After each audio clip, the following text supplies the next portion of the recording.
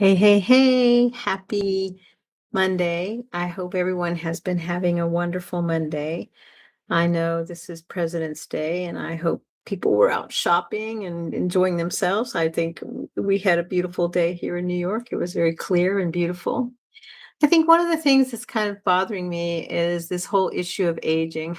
You know, aging is nothing to be ignored. And I think the more and more I learn about aging, the more and more it challenges me because there's a part of aging that involves cognitive decline. We know that dementia and Alzheimer's are big issues as we are getting older. Apparently, 60 to 80% of cases are very common as we get older. And there's a lifetime risk after the age of 55 that you suddenly are approximately 42%. So the risk is really rising as you get older by about 4 to 5% at the age of 75, and then 20% by the age of 85.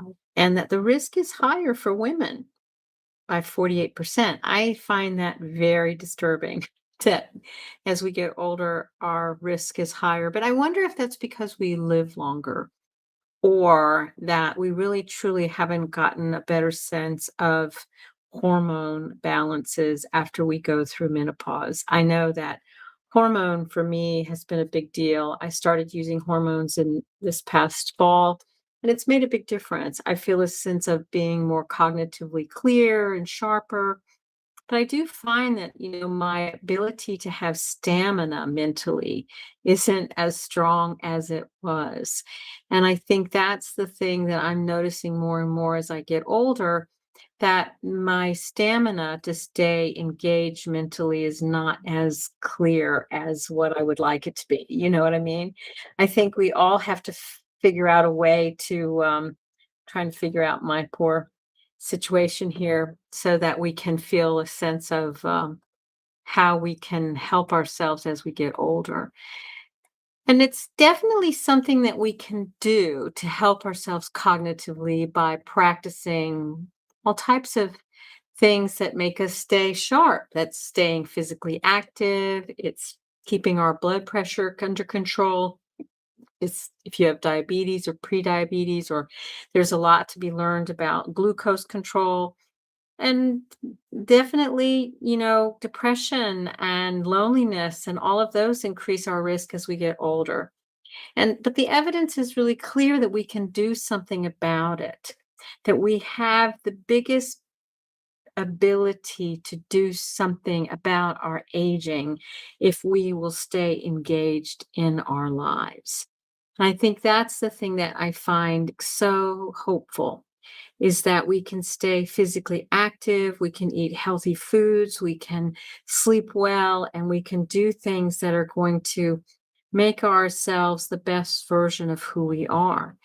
I think one of the things that's been recently in the news of brain healthy diet that I had recently learned about, that there were specific things where you could combine this concept of a Mediterranean, a DASH diet, and they all call it something called the mind diet, where it's something where it helps you with your mental capabilities because it's really about working towards a diet that is high in fiber. It has more, I think, less red meat than usual, I think is really what it is. It's following these key components, and I'll talk about that probably later in the week, later this week, because I really find it fascinating that by following a certain diet, it's very funny that, you have certain people who are on this carnivore diets, and you have vegans, and you have vegetarians, and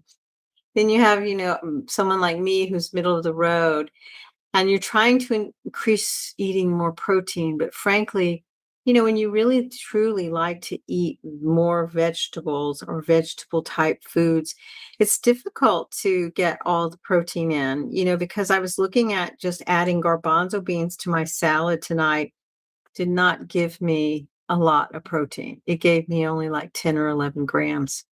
So that means like, how can I add more protein to my salad? Especially when I felt like it was already pretty fulfilling with all the nutrients of the vegetables and the other things in my salad that would be perfectly fine, but there wasn't a lot of protein. And I think that's where I'm just feeling a sense of a lack of clarity about how to really get in enough protein. And it's a combination of how do you figure out protein and how do you figure out, everything that you need to do in a day and not feel mentally exhausted. I find it very tiring mentally. But I just wanted to hop on here and wish everyone a happy President's Day.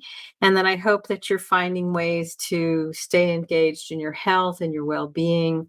And know that it is something we can do something about, especially if we have some sense of what our family history is. I know that in my family, we didn't see a great deal of cognitive decline.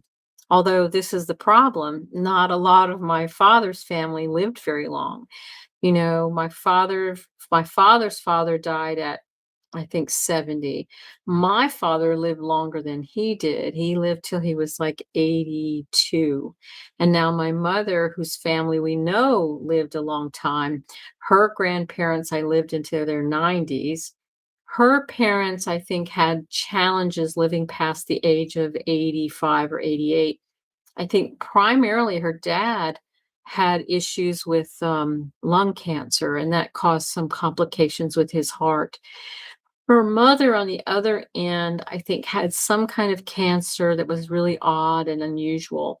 And she was somewhat of a frail person as well, very slender and frail, and she died as well in her 80s.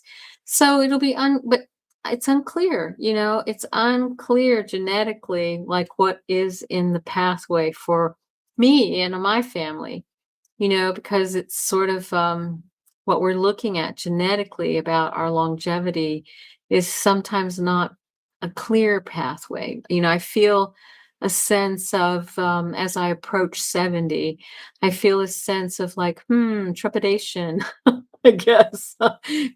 What will happen when I turn 70?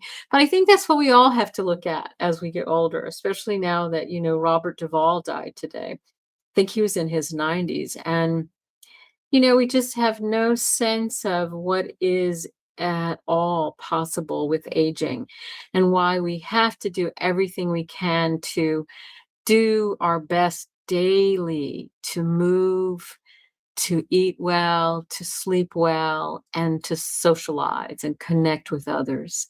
I think that's really hard nowadays, connection, because here in the city, it's been difficult with the weather and everyone's sort of bustling around and doing stuff to make a living. And it's just not simple. And I think, I have newer friends, but some of them don't live here.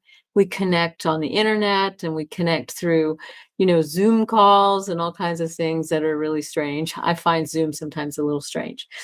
So I just wanted to jump on tonight and see how everyone's doing. And I hope that you're thriving and being the best version of yourself, no matter what. Because remember, we only have one precious life to live right now. And I think that's one of the things that I really love. I love mindfulness a lot. And so we'll talk a little more about that. So be well, my friends. Think about subscribing. I'd love to see you here. It's MC of Healthy by George. And I'll see you again. Bye bye. On Wednesday, I'm going to be able to stream.